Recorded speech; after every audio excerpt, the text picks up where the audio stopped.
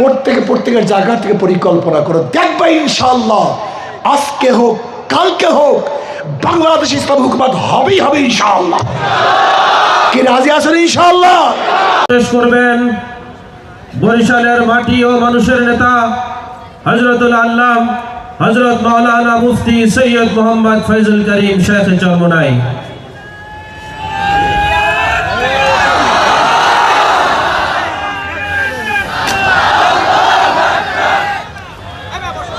আসসালামু আলাইকুম ওয়া রাহমাতুল্লাহি ওয়া বারাকাতুহু।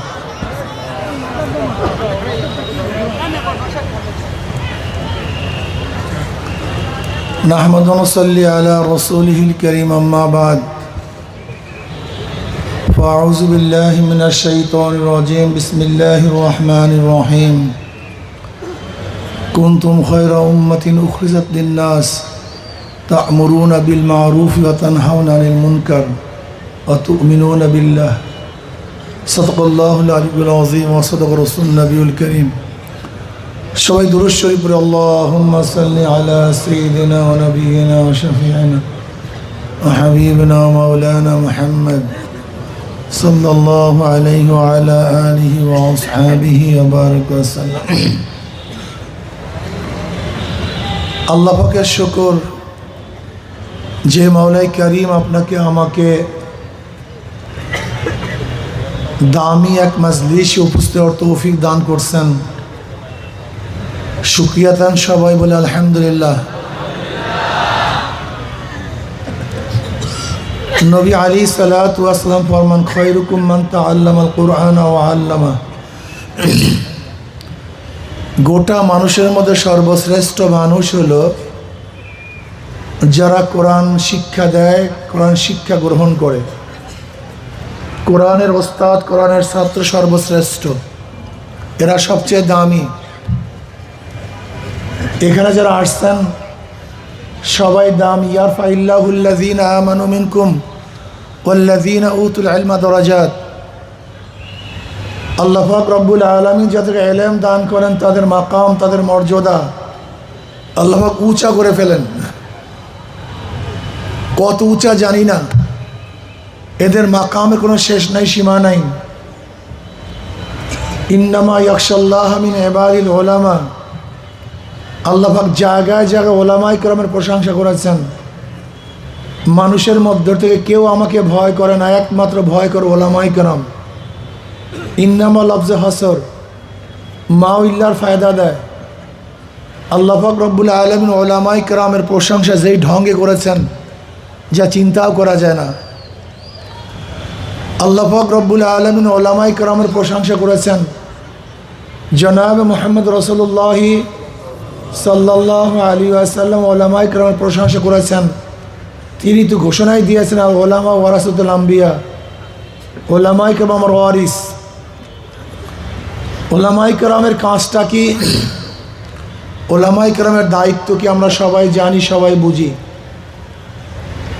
আমি যে আয়াতের তেলাওয়াত করছি, আল্লাহ পাক কালামে পাকের মধ্যে ফরমান কুনতুম খায়রা উম্মাতিন উখরিজাত লিন-নাস। আগেকার জমানার যত উম্মত আছে সমস্ত উম্মতের মধ্যে তোমরা সর্বশ্রেষ্ঠ। নবী আদমের উম্মত সর্বশ্রেষ্ঠ না, নবী নূহ আলাইহিস সালাতু ওয়াস সালাম উম্মত সর্বশ্রেষ্ঠ না, নবী ইব্রাহিম আলাইহিস সালাতু ওয়াস উম্মত সর্বশ্রেষ্ঠ না, না নবী মুসার উম্মত, না নবী ঈসার উম্মত। সর্বশ্রেষ্ঠ উম্মত জনাব মুহাম্মদ রাসূলুল্লাহ সাল্লাল্লাহু আলাইহি ওয়াসাল্লাম উম্মত সর্বশ্রেষ্ঠ। এর চেয়ে উত্তম কোনো উম্মত নেই। এত উত্তম হওয়ার কারণটা কি, শ্রেষ্ঠ হওয়ার কারণটা কি? নবী মুহাম্মদ সাল্লাল্লাহু আলাইহি ওয়াসাল্লাম উম্মতরা অনেক বেশি হায়াত পায় এই কারণে না। আগেকার জমানার উম্মতরা আমাদের চেয়ে অনেক বেশি হায়াত পাইতেন। 1000 বছর তারা হায়াত পাইতেন, জিন্দা থাকতেন, ইবাদত করতেন। 1000 বছর ইবাদত করারও বহুবত উম্মত আগে ছিল, তাই হায়াত তাদের বেশি, আমাদের হায়াত কম। তাহলে হায়াতের দিক থেকে উত্তম নই। তাহলে উত্তম কিসের থেকে বেশি জিকির করি না? আমাদের তাই আগেরকার উম্মতরা অনেক বেশি জিকির করতেন, বেশি নামাজ পড়ি না, আগেকার জমানার উম্মতরা আপনার চেয়ে আমার চেয়ে বেশি নামাজ পড়তেন, বেশি ইবাদত করতেন, রাহেব ছিলেন, রোহবান ছিলেন, ত্যাগী ছিলেন, জাহেদ ছিলেন। এমনকি অনেকেই বিবাহ করতেন না, ঘর বাড়ি ছিল না, জঙ্গলে থাকতেন, দুনিয়ার কিছু গ্রহণ করতেন না। এরকম হাজারো উম্মত আগের ছিল। এমনকি আগেকার জমানার উম্মতরা ইবাদত করতে করতে করতে করতে তাদের গোশত এবং চামড়াগুলি হাড্ডি সার হয়ে যেত। এরকম হ্যাংলা পাতলা গোশত এবং চামড়াগুলি সব হাড্ডির সাথে মিশে যেত, এত বেশি ত্যাগী ছিলেন। আপনারা জানেন সালমান ফারসি রাদিয়াল্লাহু তাআলা আনহু যে শায়েখের সোহবাতে ছিলেন, সেই শায়েখের অবস্থা কেমন ছিল? সারা রাত্র ইবাদত করতেন, সারাদিন রোজা রাখতেন।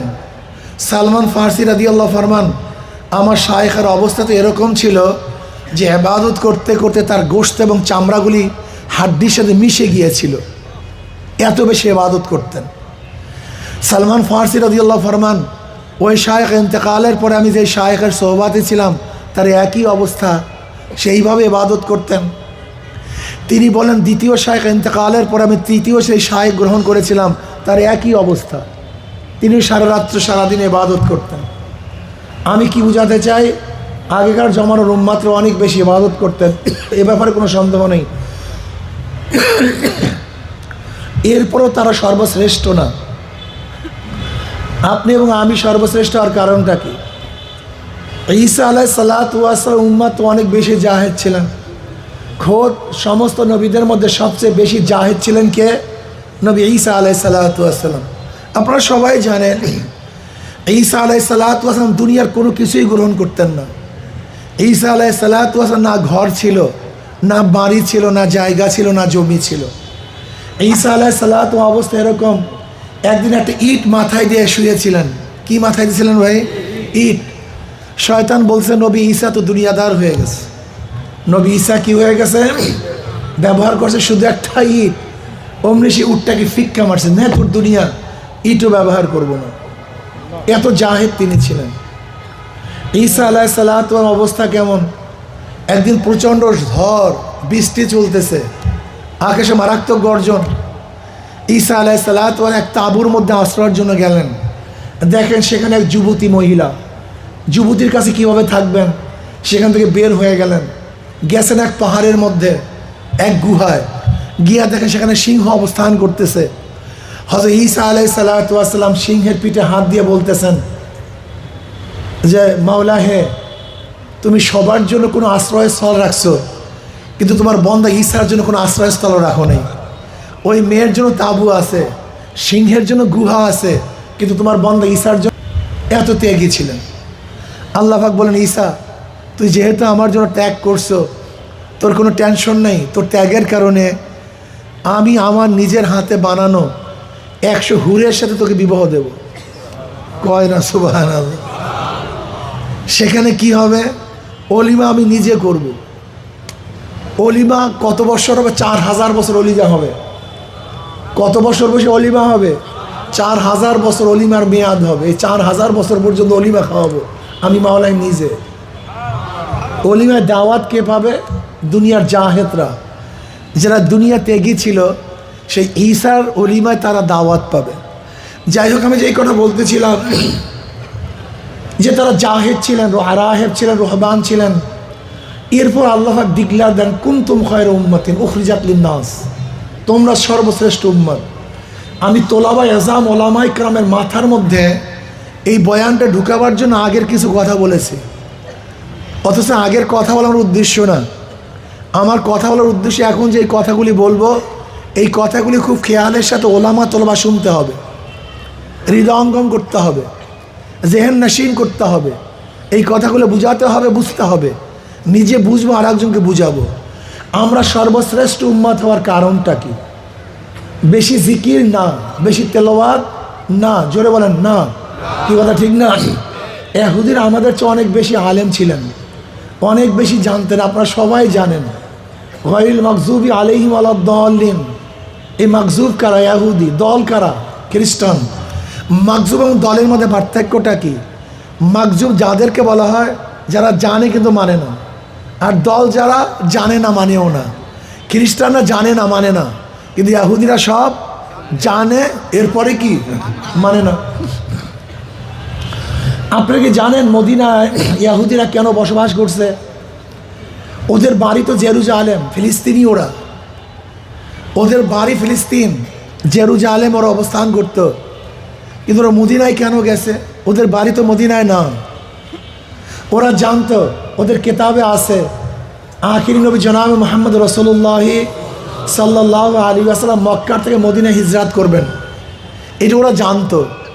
সে আখিরি নবীকে পাওয়ার জন্য অনেক আগে হিজরত করে তারা মদিনায় বসবাস করছে। এই ইহুদির গোষ্ঠী, ওরা মদিনায় যাওয়ার কারণটাই ছিল আখিরি নবীর সন্ধানের জন্য, তার তালাশের জন্য। কিন্তু মাকজুব তো যখন আখিরি নবী আসছে, প্রশ্ন করা হয়েছে, তোমরা না আখিরি নবীর তালাশের জন্য মদিনায় অবস্থান করতেছিলে, হিজরত করছো, তা আখিরি নবী আসছে তো? বলে আমরা যার তালাশে আসছি তিনি ইনি না, অন্য কেউ হবে, ইনি না, সে এখনো আসে নাই। এগুলো ইহুদি মাকজুব। আল্লাহ পাক এদের উপর গজব নাজিল করছে। এরা বহুত জানতো কিন্তু মানতো না। এটা হলো ইহুদি। ওরা অনেক বেশি জানে। কেমন জানে আপনারা সবাই জানেন। নবী আলাইহিস সালামের আওসাফ সম্পর্কে খুব ভালো মতো ওয়াকিফাল ছিল। এমনকি আবু বকর রাদিয়াল্লাহু ওয়াকিফাল ছিল। আরে বাদ দেন আবু বকর রাদিয়াল্লাহু তাআলা, আব্দুল মুত্তালিব একদিন সিরিয়ায় গেছেন। আব্দুল মুত্তালিব সিরিয়ায় যাওয়ার পরে এক ইহুদি পাদ্রী বলতেছে, তুমি এদিকে আসো, দেখি তোমার একটু জামাটা খোলো তো। জামা খুলছে। জামা খোলার পরে বলতেছে, তোমার একটু উরু উন্মোচন করো তো। না, আমি সতর খুলতে পারবো না, শুধু উরু দেখাতে পারি। বলে দেখাও তো। দেখাবার পরে বলে, আল্লাহর কসম, আখিরি নবী যে আসবে সে তোমার উরাসের মধ্যে আসবে। এর ওরা জানতো, এত তাআরুফ ওদের মধ্যে ছিল। আবু বকর সিদ্দিক রাদিয়াল্লাহু তাআলা তাকে দেখেও চিনা ফেলাইছে যে নবী আলাইহিস সালাতু ওয়াস সালামের আখিরি নবীর দুইজন সহকার থাকবে, দুইজন সেফা সালার থাকবে, একজন মুরব্বী আর একজন যুবক। যেই মুরব্বী থাকবে তিনিই তুমি। ওমর ইবনে খাত্তাব রাদিয়াল্লাহু তাআলা ওনাকে দেখেও চিনা ফেলাইছে। আপনারা সবাই জানেন এই ঘটনা। বলে যুবক যেই তার সহকারী থাকবে সেই ব্যক্তি তুমি। এরা তারা জানতো, এত ইলম তাদের ছিল। লেকিন কপালের মধ্যে হেদায়েত নেই। হেদায়েতের মালিককে জানার মাধ্যমে হেদায়েত পাওয়া যায় না। যদি জানার মাধ্যমে হেদায়েত পাওয়া যেত তাহলে ইহুদিরা পুরাপুরি তারা হেদায়েত পেয়ে যেত। সমস্ত ইহুদির হেদায়েত পেয়ে তোরা জন্মের জানতো। হেরাতকালের অবস্থা জানেন, খ্রিস্টান হেরাতকাল। সে নবী আলাইহিস সালাতু ওয়াস সালাম তার সম্পর্কে জানার পরে বলছেন, ইনি সেই আখিরি নবী যিনি দুনিয়াতে আসবেন। কিন্তু ঈমান আনতে পারে নাই। এর কারণটা কি? হেদায়েতের মালিককে। এই জন্য হেদায়েত আল্লাহর কাছে চাইতে হয়। যাই হোক, আমি কথা অন্যদিকে যাব না। আমরা সর্বশ্রেষ্ঠ উম্মত হওয়ার কারণটা কি? দুইটা কারণ। জোরে বলেন কয়টা? সবাই বলেন নাই কিন্তু। রোদ্রে তো আর গরম হওয়ার কথা, কিন্তু ঠান্ডা হয়ে গেছেন কেন? জোরে বলেন কারণ কয়টা? আমরু বিল মারুফ ওয়া নাহয়ি আনিল মুনকার, সৎ কাজের আদেশ, অসৎ কাজের।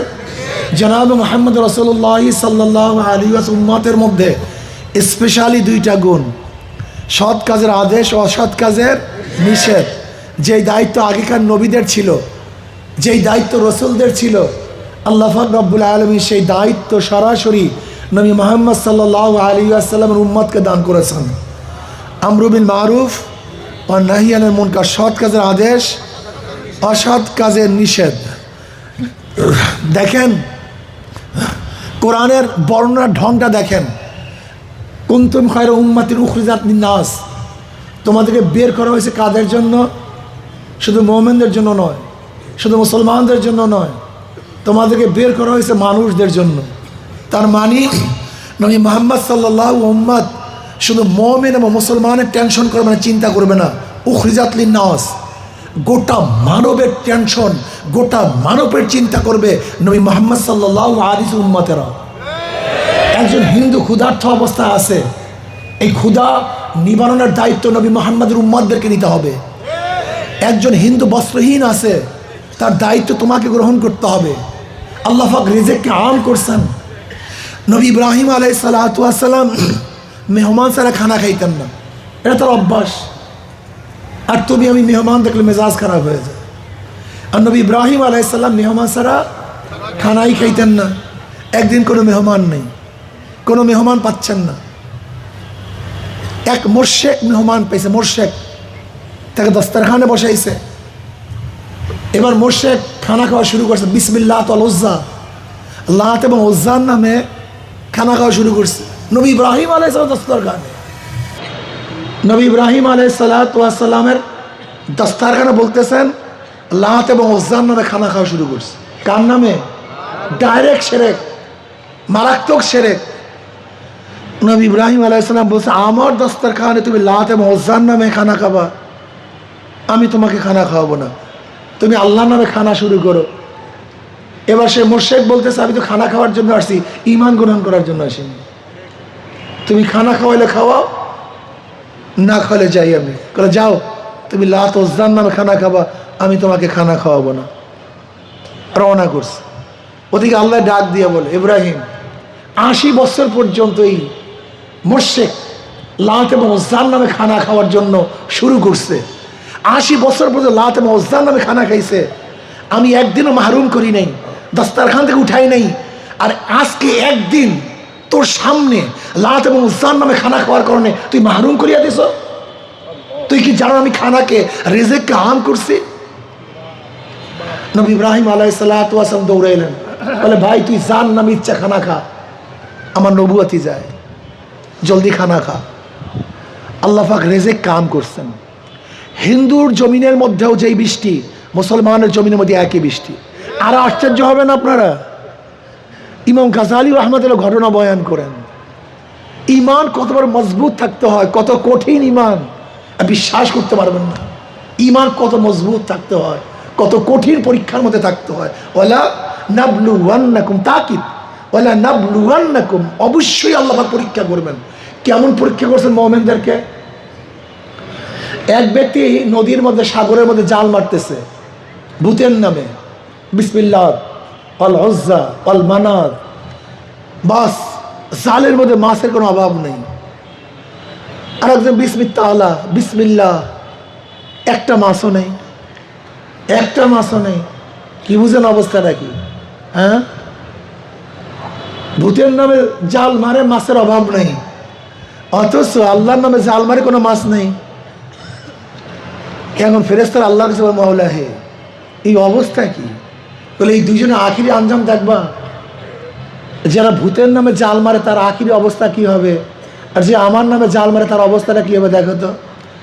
দেখে একজন জাহান্নামে জ্বলতেছে, যে ভূতের নামে জাল মারে, আর যে আল্লাহর নামে জাল মারে সে জান্নাতের মধ্যে আনন্দ করতে। বুঝাতে খুব কঠিন মাসালা, মাসালা খুব কঠিন। ইমান রাখে এত কঠিন, এত সহজ না। আজকের জমানাতে ইমান রাখা আরো কঠিন, অনেক কঠিন, মারাত্মক কঠিন। উখরিজাত লিন-নাস, আমাদেরকে বের করেছে কত মানুষের জন্য। দেখেন ইসলাম কত ইনসাফপূর্ণ, কত ইনসাফপূর্ণ ইসলাম। বিশ্বাস হয় না? আচ্ছা, মুসলিম করে মেয়েকে যদি কেউ ধর্ষণ করে তার বিচার হবে, যদি হিন্দু মেয়েকে ধর্ষণ করে যারা বলেন বিচার হবে কি হবে না? সমান না ভিন্ন? ইনসাফ, ইনসাফ, ইনসাফ। মুসলিম ঘরে কেউ চুরি করলে বিচার হবে, হিন্দুর ঘরে কেউ চুরি করলে সমান, ইনসাফ। দেখছেন, যদি কেউ মুসলিমকে জুলুম করে বিচার হবে, হিন্দুকে জুলুম করলে। ইসলাম সবাই ব্যাপারে ইনসাফ, আদেল, আদেল। ইসলাম হচ্ছে আদেল, গোটা দুনিয়ার মধ্যে কোনো আদর্শ নেই। ইসলাম হচ্ছে ইনসাফ, কোনো আদেল, কোনো বিচার কোনো দুনিয়াতে নেই। গোটা দুনিয়ার মধ্যে মুসলমান এবং ইসলাম এস্টাবলিশড হওয়ার কারণটা কি তোমরা অনেকেই জানো না, তোমাদের অনেকের জানাই নেই। সমস্যা হলে এই মুসলমানরা জানেন আমাদের অবস্থানটা কোথায়, আমরা কারা, আমাদের কাজটা কি, অনেকেই জানে না। বিশ্বাস হয় না তোমাদের? আমি মাদ্রাসায় মাহফিলে, আমি মাদ্রাসার মসজিদে বয়ান করতেছিলাম, ওলামায়ে কেরাম আছে। আমি বললাম দেখেন আমাদের ওলামা তোলাবাদের সমস্যা কোন জায়গায়। আসলে সমস্যা নিয়ে কেউ বয়ান করে না, শুধু ফজিলাত, ওলামাদের এই ফজিলাত, তোলাবাদের এই ফজিলাত, শুধু ফজিলাত। কিন্তু খয়রুল খেয়ার খেয়াল ওলামা শারুল শেরারে এই কথা কেউ কয় না, খালি দেখো ফজিলাত, ওলামারা এই, ওলামারা এই, ওলামারা এই, ওলামারা এই, কোনো সন্দেহ নেই। কিন্তু ওলামারা সবচেয়ে যে খারাপ, সবচেয়ে নিকৃষ্ট, এই কথা কেন বলেন না? ঘটনা কি? হ্যাঁ, আপনি কি জানেন প্রথম জাহান্নামে দিয়ে কে নিক্ষিপ্ত হবে? কথা কয় না। হ্যাঁ, সবচেয়ে প্রথম কে নিক্ষিপ্ত হবে জাহান্নামের মধ্যে? এই আলেম। এই আলেম সবচেয়ে প্রথম নিক্ষিপ্ত হবে জাহান্নামের মধ্যে। তোমাকে অবশ্যই বুঝতে হবে তোমাদের ফজিলাত আছে। ফজিলাত আমি প্রথমেই শুরু করছি, কিন্তু যাদের ফজিলাত আছে তাদের আবারও ভয়ও আছে। একটা তোমাকে আমি বয়ান করলাম আমাদের সমস্যা কোন জায়গায় দেখেন। এইমাত্র মুহাদ্দিস সাহেব বুখারীর দর্সের মধ্যে জামাতের ফজিলাত পড়াইছে, জামাতের ফজিলাতের হাদিস পড়াইছে, জামাতে নামাজ পড়লে এই ফজিলাত। অথচ মুহাদ্দিস সাহেব নিজেও জামাত নামাজ পড়েন নাই, ছাত্র নিজেও জামাতে নামাজ পড়েন নাই। কি কথা কয় না? এইমাত্র তাকবীরুল্লাহর ফজিলাত পড়াইছে হাদিসের মধ্যে। মুহাদ্দিস সাহেব নিজেও তাকবীরুল্লাহ ফেল করছে, ছাত্রও তাকবীরুল্লাহ ফেল করছে। এইমাত্র সামনের কাতারে ফজিলাত পড়াইছে, মুহাদ্দিস সাহেব নিজেও সামনের কাতারে যায় নাই, তোলাবা যে হাদিস পড়ছে সেও সামনের কাতারে যায় নাই। এইমাত্র আনতা আবুদুল্লাহ কান্নাকা তারা ফাইল্লাম তাকুন তারা ফাইন্নাহু ইয়ারাক, এই হাদিসে তাকবীর করছে না। যে তাকবীর করছে তার নামাজের মধ্যে খুশু খুশু ছিল, আর যারা তাকবীর শুনছে তাদের মধ্যে খুশু খুশু ছিল। কদ আফলাল মুমিনুনা আল্লাযীনা হুম ফি সালাতিহিম খাশিউন, ওই সমস্ত মুমিনরা কি হয়ে গেছে? সফল কাম হয়ে গেছে, হবে না তা না, হয়ে গেছে। কদ আফলাহা মাজি, কদ তাহকিকের জন্য সফল কাম হয়ে গেছে। কোন মুমিন? আল্লাযীনা হুম ফি সালাতিহিম খাশিউন, যারা ভয় এবং বিনয়ের সাথে নামাজ আদায় করবে। এইমাত্র তাফসীর পড়াইছি, অথচ নিজের মধ্যে ভয় এবং বিনয় কিছুই নেই। কথাটা বুঝাতে পারিনি। তার মানে যা পড়ি পড়াই, কথা কয় না। আমি বললাম এই যে দেখেন আমাদের শায়েখ সানি কিতাবুল মাগাজি পড়াইছে, শুরুটাই হয়েছে জিহাদের বয়ান, অথচ ওনার মধ্যে জীবনও জেহাদের কোনো স্পৃহা আসে নাই। জেহাদ উনি শুনতেই পারে না, বিশ্বাস হয় না।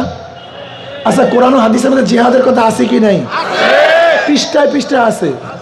আজ পর্যন্ত কোনো ইমাম সাহেব বা কোনো মুহাদ্দিস সাহেব, মুফতি সাহেব তোমাদেরকে জিহাদের বয়ান করছে মসজিদের মধ্যে? কও তো, সত্য কথা কও, বুকে হাত দিয়া। না, এ বয়ান করবে না, এটা বয়ান মনে করে না। বুকে হাত দিয়া কও, বুকে হাত দিয়া কও।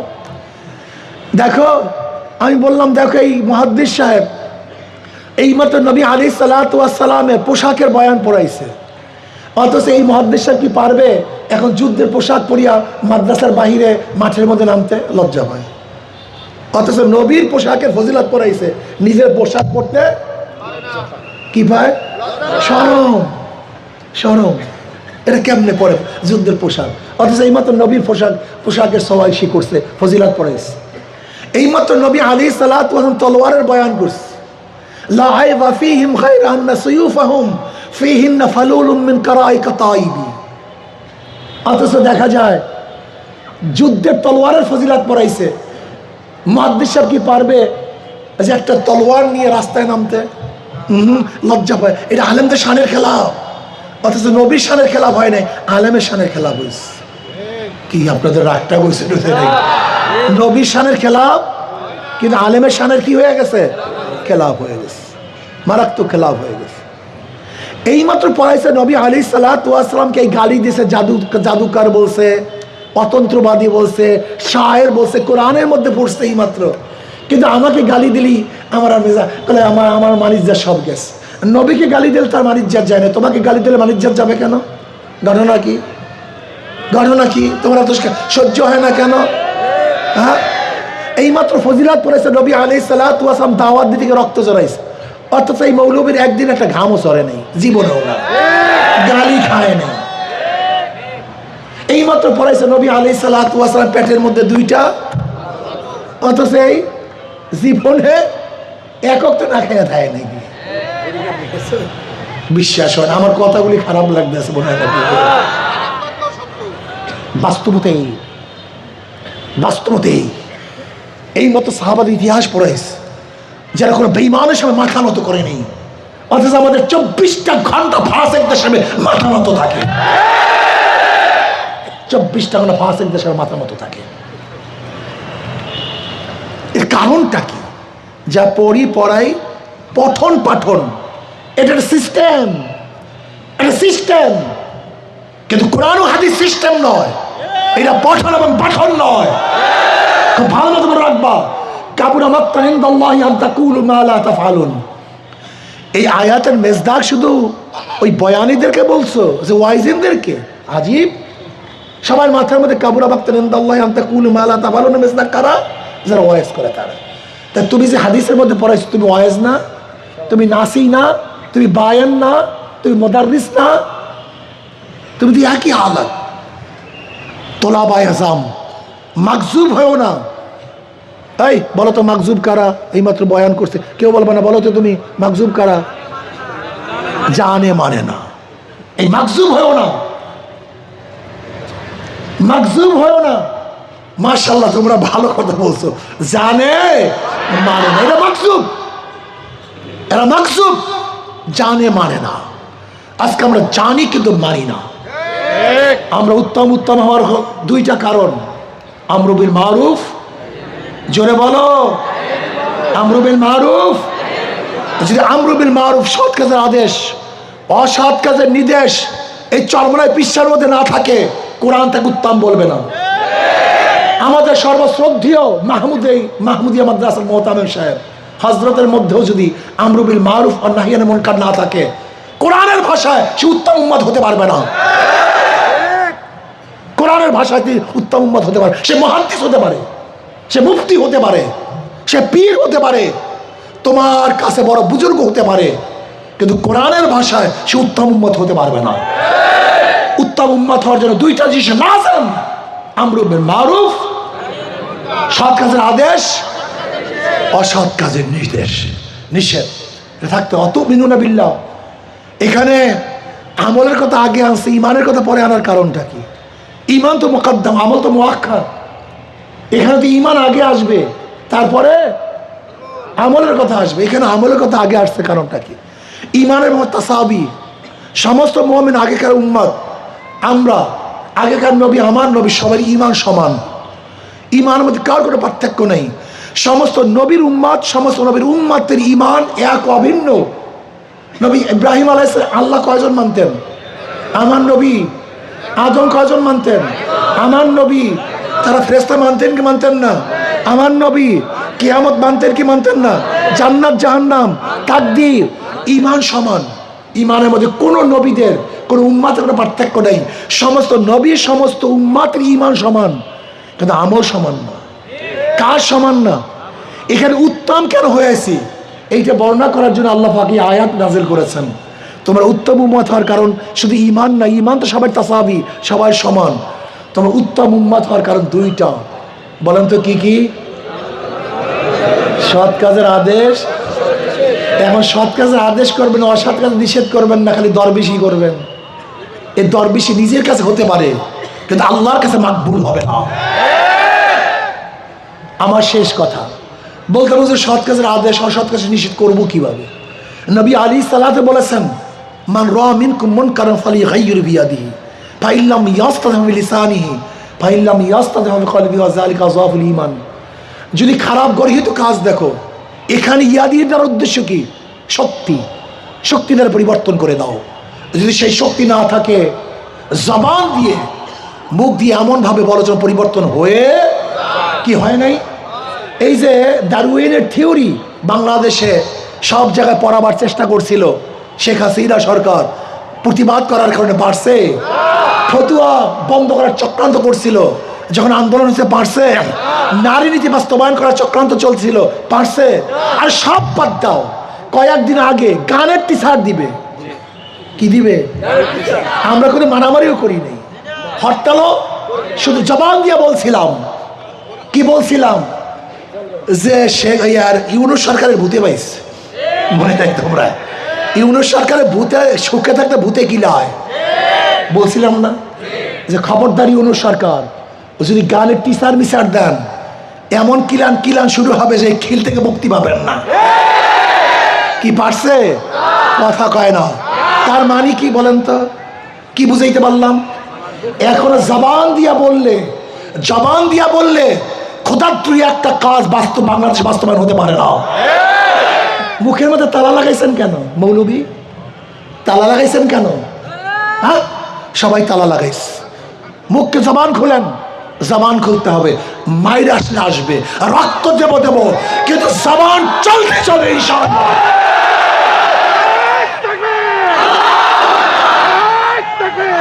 শোনেন, আমাদের সমস্যা কি? ইহুদিরা কি কইতো? ইহুদিরা, ভাই আমার সময় নেই, আজকে সম্মেলনের জন্য যেই খাটনি খাটছি রে, গতকালকে ছিলাম সেই কোথায় লেতনা মেত্রা, সেখান থেকে রাত্রে আসছি, আবার এখন যাবো সেই লালমোহন, খালি আপনাদের জন্য আসছে সময়। আচ্ছা শোনেন, কথা শেষ করতে দেন। কি জানি বলতেছিলাম, ভুলে গেছি আমি। জবান খুলতে হবে আমাদের, জবান খুলতে হবে। ইহুদিদের কথা বলতেছিলাম। ইহুদিরা কি বলতো? যে আমরা তোমাদের চেয়ে সবচেয়ে বেশি আল্লাহকে বেশি মোহাব্বত করি, কয় নাই? আল্লাহ কি কয়? কুলিয়া আইয়ুহাল্লাযীনা হাদু ইন যাআমতুম আন্নাকুম আউলিয়াউ লিল্লাহি মিন দুনিন নাসি ফাতামান্নাউল মাউতা ইন কুনতুম সাদিকিন। যদি তোরা আল্লাহকে বেশি মোহাব্বত করো, তা আল্লাহর সাথে মোলাকাতের সবচেয়ে বড় পর্দা কি? মৃত্যু। আল্লাহর সাথে মোলাকাত, আল্লাহর সাথে দেখা হওয়া, সাক্ষাৎ হওয়ার পর্দা কি? ফাতামান্নাউল মাউত। যদি তুই বন্ধুই হয়ে থাকো, বন্ধুর সাথে বন্ধু দেখা করতে চায়, বন্ধুর সাথে বন্ধু, তার মৃত্যুর কামনা কর। কিন্তু কেন মৃত্যুর কামনা করো না? আসলে আল্লাহকে মোহাব্বত করো না, আল্লাহকে ভালোবাসো না। যদি আল্লাহকে ভালোবাসো, মৃত্যুকে ভয় করো কেন? যদি আল্লাহকে মোহাব্বত করো, মৃত্যুকে ভয় করো কেন? মৃত্যু আমার সাথী থাকবে, মৃত্যুকে আনন্দ করব। মৃত্যু আমার তোহফা, মৃত্যুই আমার হাদিয়া। মৃত্যু বরণ করবো, আল্লাহর সাথে মোলাকাত করবো। সমস্যা কি? তোমরা এত মৃত্যুকে ভয় করো কেন? মুমিনের মৃত্যুর ভয় থাকা ঠিক না। মুমিনের মৃত্যুর ভয় থাকা, আমরা সামনে কদম বাড়াবো, মুমিন কোনোদিন পিছনে হটতে পারে না। জজবানো, যদি সেই শক্তি না থাকে, মনে মনে কি করো? ঘৃণা করো না পরিকল্পনা করো? পরিকল্পনা। ধরে নেন এই মসজিদের সামনে ময়লা, 1 কোটি মানুষ এখান থেকে হাঁটবে, ইস থু গন্ধ, সবাই ঘৃণা করছে। ময়লা আছে না? গেছে, ময়লা যায় নাই। কিন্তু ইমাম সাহেব একা, সে পরিকল্পনা করছে এখানে ময়লা, ঝাঁটার প্রয়োজন, ঝাড়ুর প্রয়োজন, বালতির প্রয়োজন, পানির প্রয়োজন। পানি মারিয়া ঝাঁটু দিচ্ছে, বাস ময়লা আছে। কয়জনের পরিকল্পনায়? আর 1 কোটি মানুষের ঘৃণায়? ঘৃণা না, পরিকল্পনা করো। প্রত্যেকের জায়গা থেকে পরিকল্পনা করো। আফালা তাতাফাক্কারুন, আফালা তাআকিলুন, ইয়া উলিল আবসার, ইয়া উলিল আলবাব। চিন্তা করো, এই ঘুরে ধরা সমাজকে কিভাবে পরিবর্তন করা যায়, আল্লাহর জমিনে আল্লাহর হুকুমকে কিভাবে বাস্তবায়ন করা যায়। প্রত্যেকের জায়গা থেকে পরিকল্পনা করো। দেখবে ইনশাআল্লাহ, আজকে হোক কালকে হোক, বাংলাদেশ ইসলাম হুকুমত হবেই হবে ইনশাআল্লাহ। কি রাজি আছেন ইনশাআল্লাহ? কি ঘুমাবা খালি ঘরে বৈশা, না জীবন জান মাল দিয়ে ঝাঁপিয়ে পড়বে ইনশাআল্লাহ? কি রাজি আছেন ইনশাআল্লাহ? কে কারা 2 হাত নারায় তাকবীর, মাশাআল্লাহ। আগামী নির্বাচনী যুদ্ধ শুরু হয়ে গেছে। কি যুদ্ধ? জোরে বলো, কি যুদ্ধ? কি রাত্রে ঘুমাবা নাকি যুদ্ধে অংশগ্রহণ করবা? আসতে কয়। আরে ডাইল খেলে তো আমাদের তাকত বাড়ার কথা, ডাইলের মধ্যে মারাত্মক ভিটামিন। কি কথা ঠিক না? তোমরা মনে হয় আজকে খাও নাই। এই যুদ্ধে অংশগ্রহণ করবা না সবাই ঘুমাইয়া পড়বে ইনশাআল্লাহ? এবার ইসলামকে বিজয় করবই করবে ইনশাআল্লাহ। যার যেখানে যা কিছু আছে তা নিয়ে ঝাঁপিয়ে পড়বে ইনশাআল্লাহ। আল্লাহ আমাদের সবাইকে ইসলামী হুকুমত কায়েম করার জন্য ঐক্যবদ্ধভাবে একই সাথে ঝাঁপিয়ে পড়ার তৌফিক দান করেন। ইসকন সম্পর্কে বলার জন্য বলা হয়েছে, ইসকন এইটা কোনো হিন্দুদের সংগঠন নয়, এটা হিন্দুদের সন্ত্রাসী সংগঠন। আমি অনেক আগে বলছি ইসকনের কথা, প্রায় 10 বছর আগে। 10 বছর আগে বলছি এই ইসকনের সন্ত্রাসী একটা টেরোরিস্ট, একটা টেরোরিজম, একটা সন্ত্রাস। আমি সরকারের কাছে অনুরোধ করব, বাংলাদেশে ইসকন নামীয় কোনো সংগঠন থাকতে পারবে না। কি সবাই একমত ইনশাআল্লাহ? কারা একমত? 2 হাত করে নারায় তাকবীর। আল্লাহ আমাদের সবাইকে কবুল করে নেন। আশা করি ইনশাআল্লাহ আগামী ইসলাম হুকুমত কায়েম করার জন্য ভোট যুদ্ধে ইনশাআল্লাহ অবতীর্ণ হব, ইসলাম বিজয় হবে। আর এই গরমের দিনে কি জানি লাগে একটা আল্লাহই ভালো জানে। এই হাত পাকার বাতাস দিয়ে সবাইকে ঠান্ডা করে বলে ইনশাআল্লাহ। আল্লাহ আমাকে আমাদের সবাইকে কবুল করে নেন। আমা আলাইনা ইল্লাল বালাগ। আসসালামু আলাইকুম ওয়া রাহমাতুল্লাহ। আর আগামী